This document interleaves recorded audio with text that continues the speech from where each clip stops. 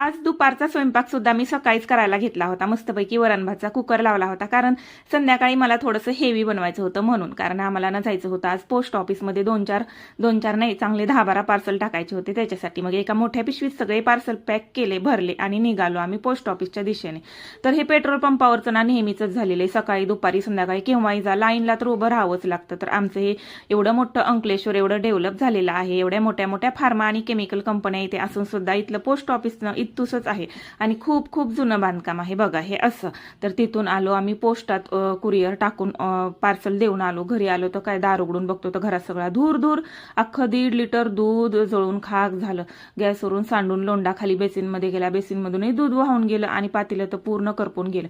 मग काय किचन ओटा घासून काढला, ही माझी शेगडी घासून काढली, चांगली स्वच्छ धुवून काढली आणि परत क्लीन केलं. परत काम वाढलं. आज 2 वेळा किचन मला साफ करावं लागलं.